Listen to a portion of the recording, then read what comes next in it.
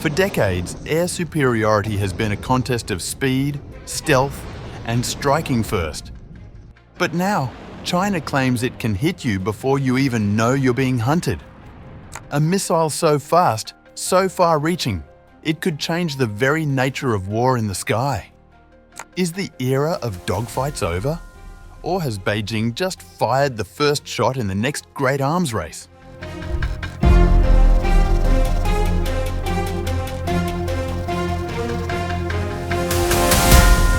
Air-to-air missiles have long been the backbone of air dominance, evolving dramatically since their first combat use in the 1950s. From early short-range heat-seeking projectiles to today's beyond visual range missiles, they've transformed aerial warfare. Now, China may be pushing the envelope even further, with a hypersonic AAM boasting a staggering 1,000-kilometer kill range. If realized, such a weapon would allow Chinese jets to strike enemy aircraft over Taiwan, or even parts of Japan, without leaving Chinese airspace. This would mark a dramatic expansion of China's anti-access area denial capability, tilting the strategic balance in the Indo-Pacific. For comparison, NATO's top-tier missile, the Meteor, has a range of around 200 kilometers. The US Navy's AIM-174B and Russia's R-37M peak at roughly 400 kilometers. Even China's longest-range operational missile, the PL-17, doesn't exceed that mark. A hypersonic AAM with more than double the range, combined with extreme speeds and precision, would pose a significant threat to tankers, surveillance aircraft, and even stealth fighters before they could approach contested airspace. Such a development could severely restrict the air operations of rival powers in the region, forcing a doctrinal rethink. Air forces may be compelled to operate from much farther distances, or risk devastating losses. Still, caution is warranted.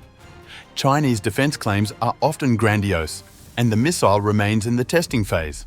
Yet, if Beijing's claims hold, it would represent a generational leap in missile warfare. In a theatre where air superiority has long been contested, China's new missile may give it a decisive edge, one that could shape the next era of aerial combat before a single fighter takes off.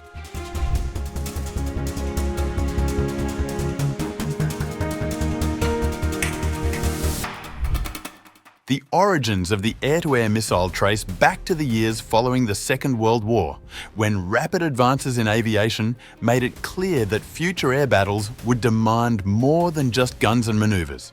As jet aircraft pushed speeds and altitudes higher, the need for guided missiles became evident, leading to the birth of the AAM. Development began in earnest at the Naval Ordnance Test Station in Inyokern, California, now known as the Naval Air Weapons Station China Lake. By 1956, the United States had inducted the AIM-9B Sidewinder, a revolutionary step forward. This infrared-guided missile was designed to home in on the heat signature emitted from an enemy aircraft's engine, ushering in the era of fire-and-forget aerial weapons. The AIM-9B allowed fighter pilots to engage targets without the need to continuously track them with radar after launch, a major tactical advantage. However, this early Sidewinder had notable limitations. It could only lock onto targets from the rear, where the exhaust plume was most visible.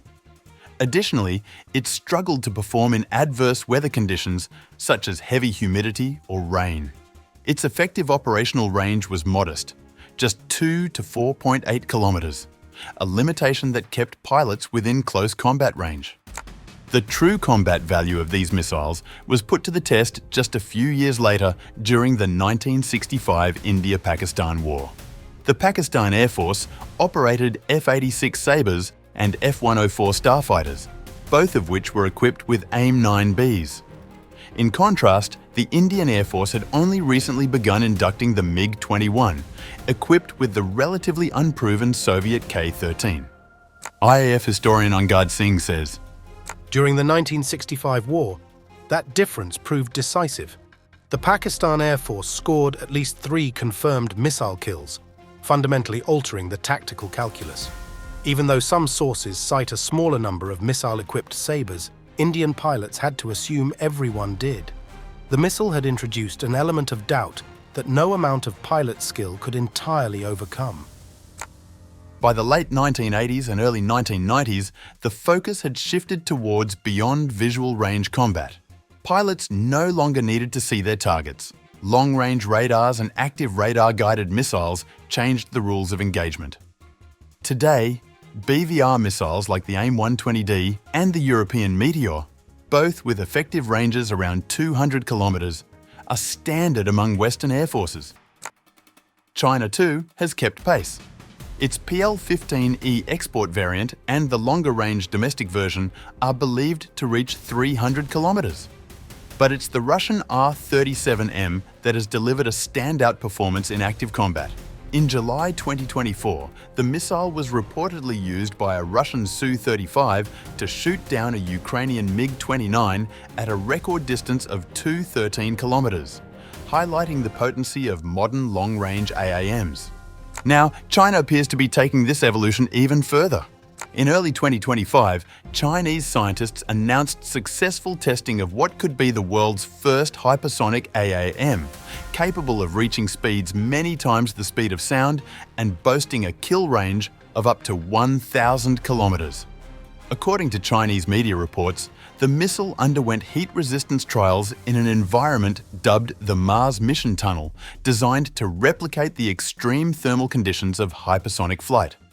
A report in the South China Morning Post described a simulated air combat exercise in which the missile was launched from a sixth-generation Chinese fighter. Crucially, the engagement relied on high-altitude drones for target detection. An important factor, given that most airborne radars can only detect threats up to around 400 kilometers away. This integration of unmanned systems for reconnaissance and targeting is essential to unlocking the missile's full potential.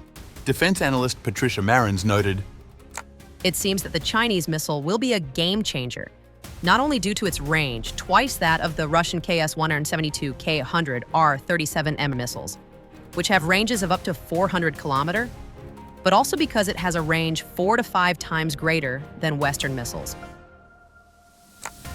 Marins also highlighted that traditional airborne assets like the B-21 bomber, AWACS, and even the F-22 Raptor would struggle to evade such a weapon due to speed limitations.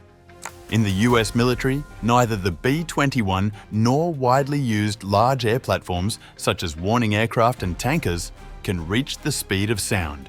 Even the powerful F-22 can only accelerate to about Mach 2, making an escape difficult. Still, a note of caution remains. Chinese defense announcements are often marked by significant exaggeration, and the missile in question is still under development. However, if even a portion of these claims prove accurate, this new AAM could force a complete rethink of current air combat doctrine, rendering several legacy systems vulnerable and outdated. In a rapidly intensifying geopolitical contest across the Indo-Pacific, the skies are no longer just a strategic domain. They are becoming the first line of battle. And China appears determined to dominate them, missile by missile.